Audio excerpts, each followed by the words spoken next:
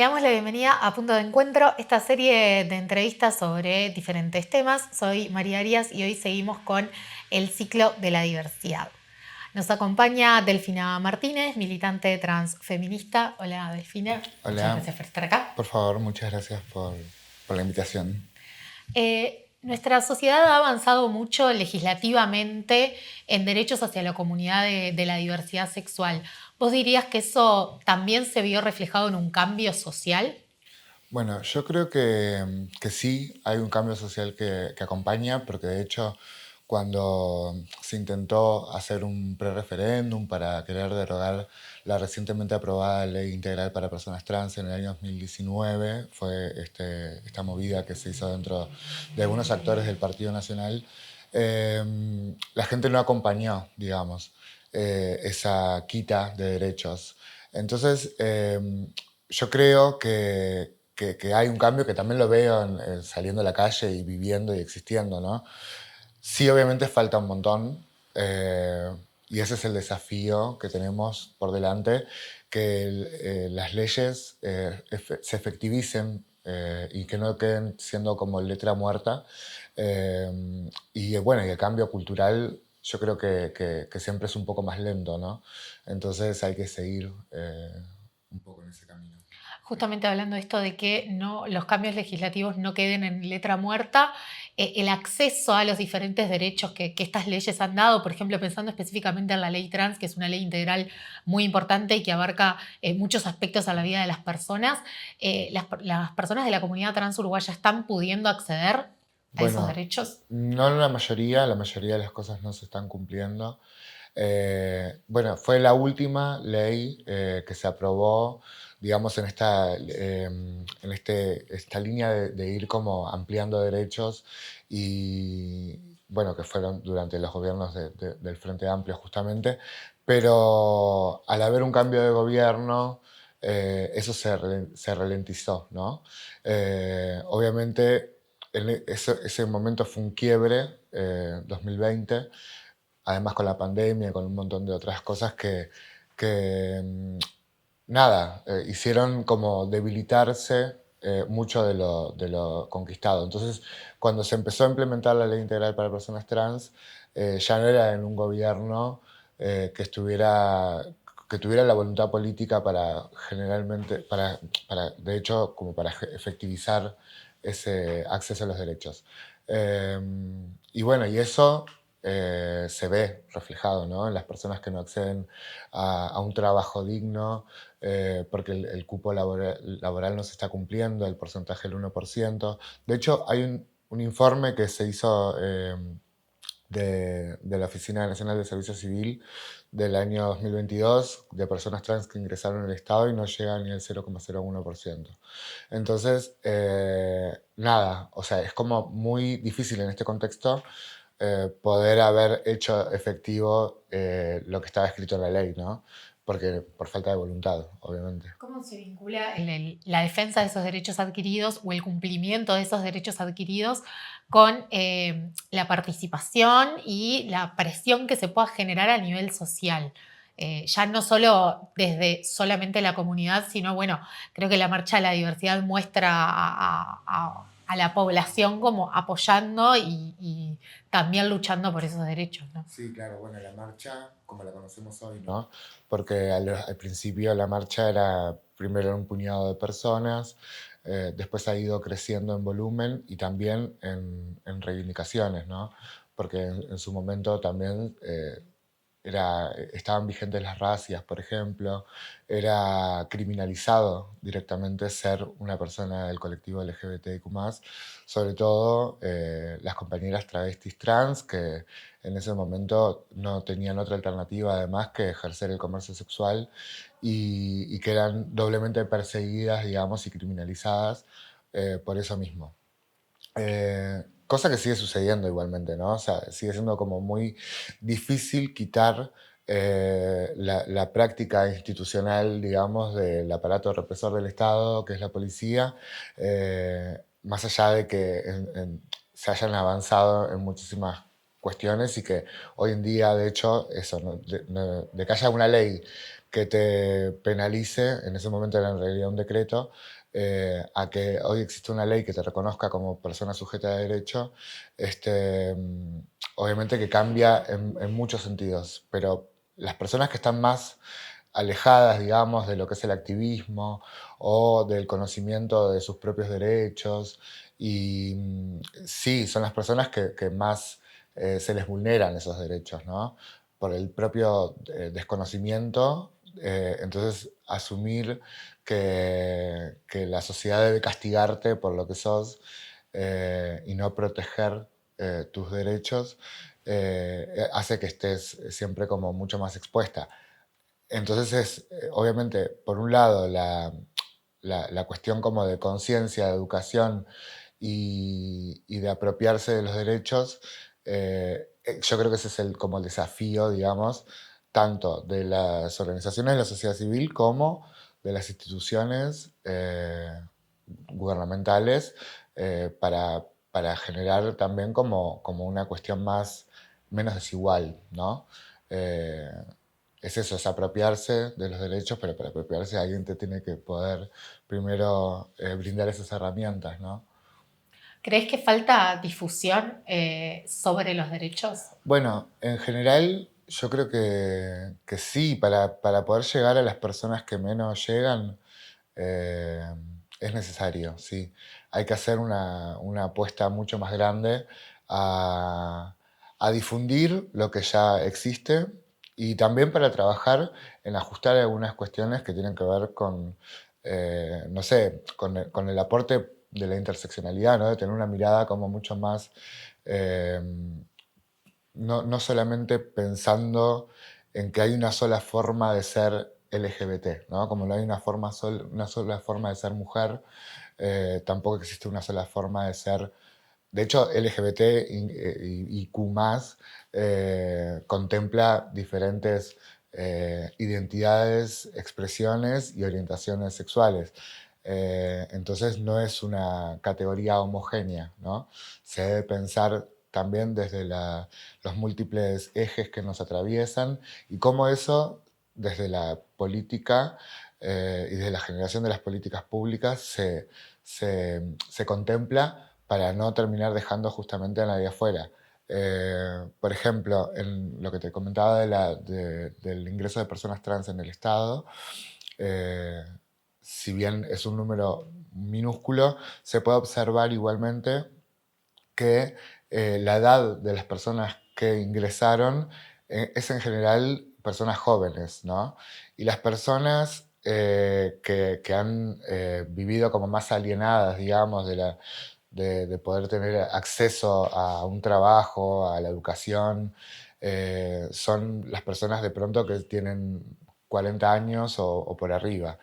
Y hay un margen de personas ahí que no llega, por ejemplo, por la edad a la prestación reparatoria de la ley integral para personas trans, pero tampoco tienen un recorrido educativo que logren poder acceder a los llamados establecidos por el Estado para poder insertarse formalmente en el mercado del trabajo. Entonces, yo creo que ahí están los desafíos, digamos, de poder ver como qué mecanismos eh, poder ampliar en derechos para una ley que protege a las identidades trans específicamente, ¿no? Después hablamos de matrimonio igualitario y otras leyes que también son importantes, pero lo que tiene que ver con la dignidad, ¿no? Y con poder acceder bueno, al cotidiano vivir, yo me apoyo mucho más en lo que es la ley integral para personas trans, que también es una ley que, que es como bastante innovadora, digamos, porque, bueno, fue como tomada como referencia también en otros países del mundo. En España, por ejemplo, se aprobó después que en Uruguay. Retomando un poco esto de que no hay una sola forma de ser parte de la comunidad LGBTIQ+, ¿cómo crees que impactan determinados estereotipos que de a poco se han ido saliendo de ahí, pero que igual persisten, ¿no? Y que vienen de hace décadas? Bueno, los estereotipos y los imaginarios sociales, ¿no? Y colectivos, que sí, impactan enormemente porque de eso depende que algunas puertas se abran u otras no. Porque incluso, por ejemplo, pensando antes de la ley integral para personas trans, había, no sé, la Intendencia de Montevideo, de la Secretaría de Diversidad, se propuso para establecer en los programas de empleo protegido un porcentaje para el ingreso de personas trans. Eso no lo estipulaba la ley porque todavía no estaba aprobada, pero ya estaba la voluntad política en una institución determinada que ya recogía que era una necesidad y justamente nada, poder habilitar el goce de los derechos de las personas que no estaban entrando al mercado del trabajo. Así, en este caso te estoy hablando de una institución, pero también así hubieron personas particulares en un momento determinado que tenían, yo que sé, un kiosco y contrataron a una persona trans porque entendían que esa persona necesitaba acceder a un trabajo. Entonces, obviamente, ahí hay una... eh, ahí se derriba un imaginario social y colectivo que piensa que solamente podemos estar para determinadas cosas o que solamente nos podemos habitar la noche y no el día. Eh, Toda esa carga que obviamente sistemáticamente nos ha excluido, hasta las propias familias, ¿no? O sea, y eso termina impactando en una expectativa de vida que en Latinoamérica y el Caribe no llega a los 40 años. Eso creo que últimamente podría llegar a estar cambiando, eh, pero no mucho más, digamos que, o sea, tampoco es que eh, llegamos a la expectativa de vida, digamos, del resto de la población, y eso tiene que ver todo con causas totalmente evitables, ¿no? Como el uso de siliconas industriales, como el estar dentro de un sistema integrado de salud, como lo estipula la Ley Integral para Personas Trans, es algo muy reciente.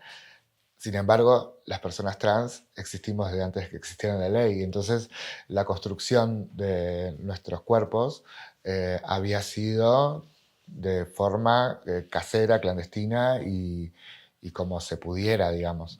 Entonces, no sé, las hormonizaciones por recomendación de una amiga y no dentro de un sistema integrado de salud con controles de sangre y con una endocrinólogo.